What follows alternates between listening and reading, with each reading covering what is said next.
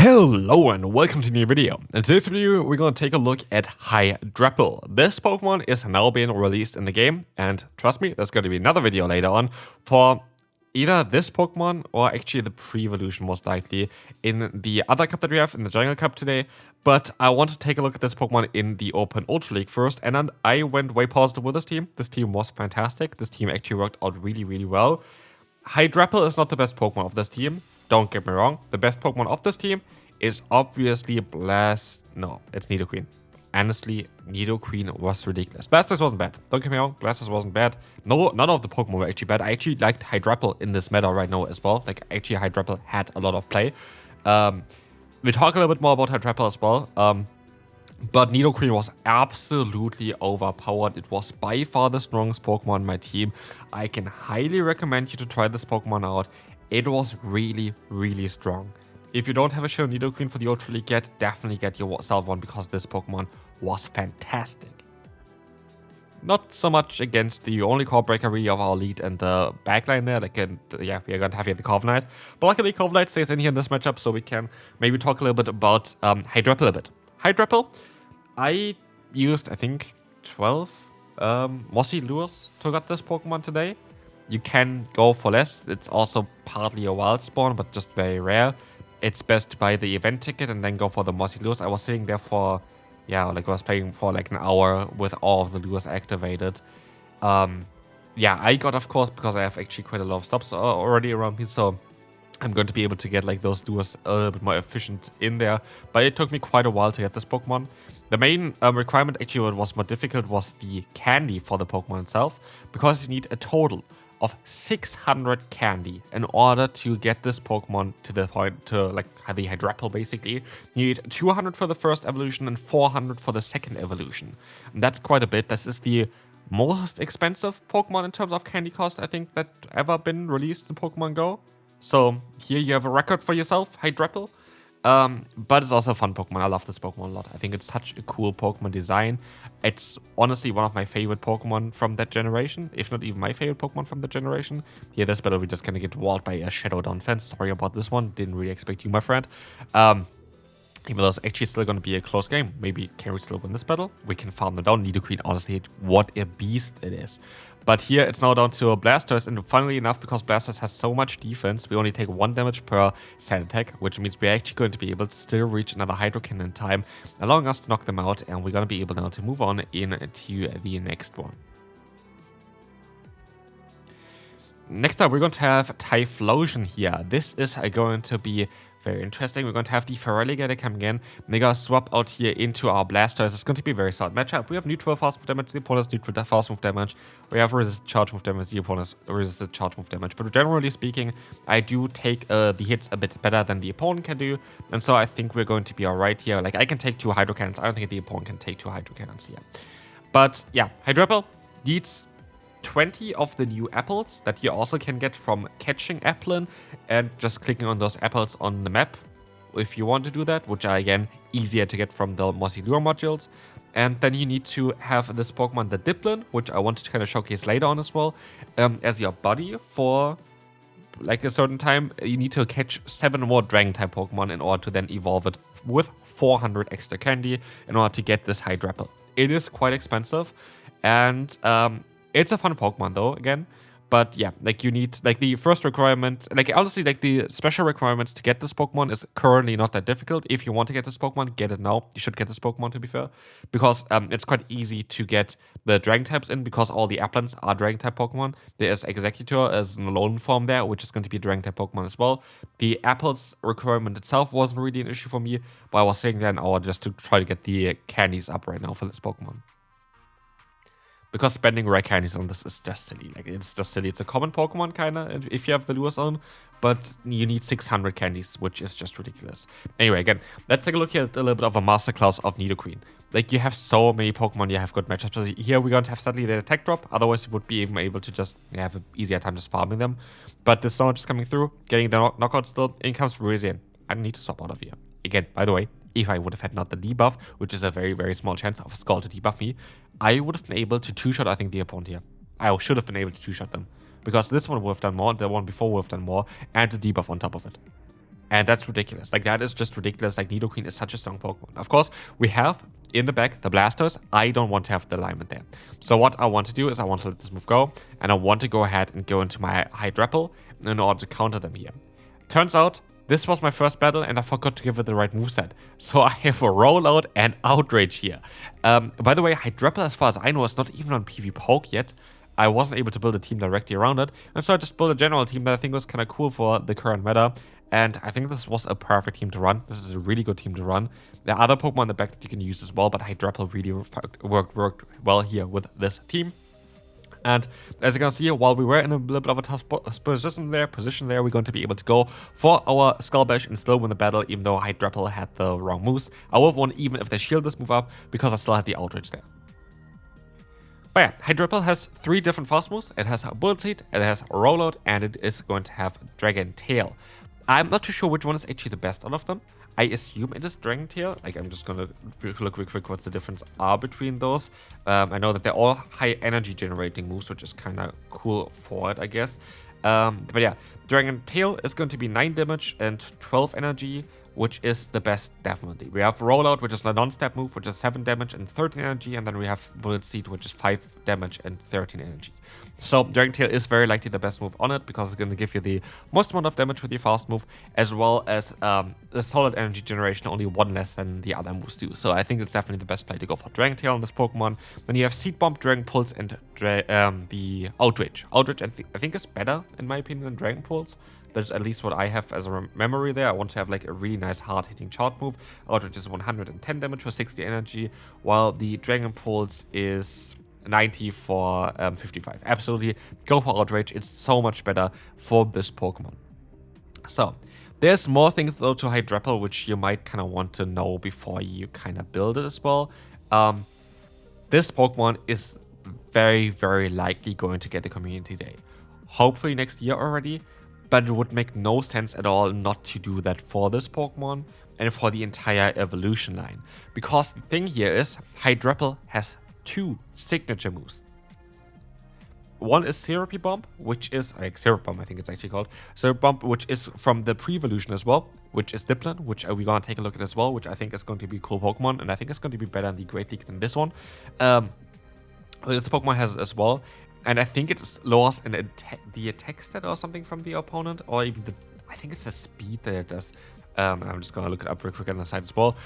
This move is definitely a very strong move in the main CS games. It drops the speed. It's basically like an Icy Wind. So I could have a Grass type Icy Wind in the future, which gives it also some artificial bulk, which is going to be great for it eventually as well. Yes, I am not going to have a great time against this opponent. That's not going to work out. But yeah, Syrup Bomb is going to be very, very cool here. It's the signature move of Hydrapple and the signature move of Dipplin, which is really nice. Also, this Pokemon has access to the move Fickle Beam there, which is going to be a Dragon type move that randomly, I think it's like a 1 in 5 chance or something, is doubling its attack stat basically there of that move, which most likely going to be able to change at like a 20% chance of giving a +2 boost to its attack. So in theory, later on, along the line, down the line in Pokemon Go, it's going to be a Pokemon that very likely has access to a Grass type Icy Wind and a better Night Slash with mostly way more damage that can boost its own attack up. And that would make it a very interesting Pokemon for a lot of the meta, especially with like a good fast move, or actually 3 good fast moves already on this Pokemon. You're very likely going to have this Pokemon as a very good Pokemon eventually. And I do think that Syrup Bomb, as well as the other move, is going to come into the game eventually, especially Fickle Beam there, but I could see Syrup Bomb as well coming into the game. And even for that one, for that evolution line there as well, like Applin also has Appletun and Flapple, and they also have a signature move, and it would make so much more sense for those to also then get a Community Day. I think it is called the Apple Acid, exactly, Apple Acid for them. I think it's an attack that drops the opponent's defense or something as well. So like you would have for the entire evolution line a lot of signature moves that would be coming in the future. So what you could do is just get a lot of good Applin already, because I do think that they're all going to be meta relevant eventually. Exactly, Apple Acid is going to drop the defense of the opponent by 1 stage, and I think the Flapple has a different move as well, which is called Hydrapple, which is going to allow you to drop the defense there as well. So they're mostly going to be the same move, but just different kind of names to it. So basically, the entire evolution lane has a total of 4 signature moves, which you're very likely going to get eventually onto the game. And with that, it's going to be an interesting one. Here, I'm really sad I didn't get the move off against the Gastrodon, because now I'm going to lose this battle here, right?